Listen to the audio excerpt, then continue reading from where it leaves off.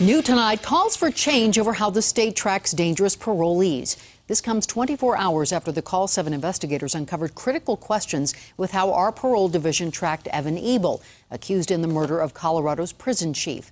CALL7 investigator Theresa Marchetta is live, and Theresa, other agencies are taking a closer look at their parolees. Our investigation uncovered serious gaps in the chain of command and a lack of accountability in the Department of Corrections Parole Division. Parole officers ignoring critical alerts for high-risk inmates, taking days off while parolees abscond.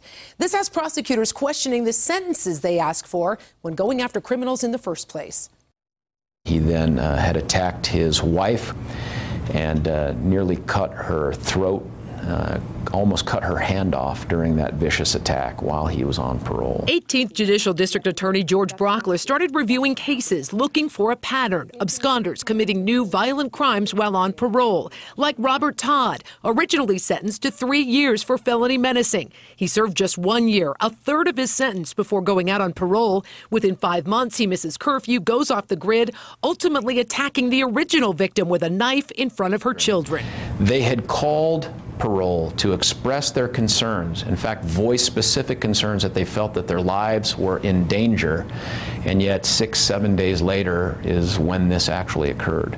Todd was arrested and ultimately convicted of second-degree attempted murder, but Brauchler found a pattern. And we uncovered cases where there were parolees who had been able to abscond, and during the period of time that they had absconded, committed new crimes, vicious crimes, while they were not being monitored or actively tracked by parole. We showed him the timeline of the parole events we uncovered in the Evan Ebel case. The CALL7 investigators finding Ebel's parole officer worked half days and took the weekend off, ignoring system-wide alerts while Ebel went off the grid, allegedly committing 2 murders. What do you think of that when you look at that? Well, I obviously have concerns.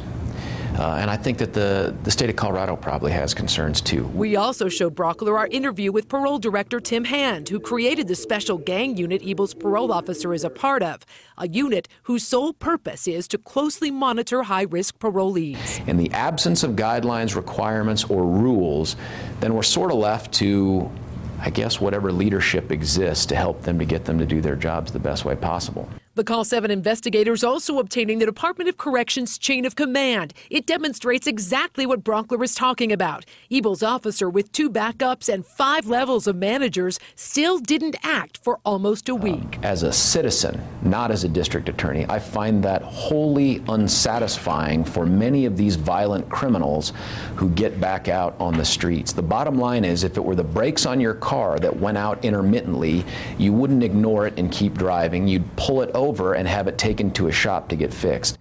Brauchler tells me what we uncovered raises questions about the length of sentences prosecutors ask for, since they factor in parole as a part of that. He calls the governor's DOC audit appropriate and, like us, is anxious to see the outcome. I'm CALL7 investigator Theresa Marchetta.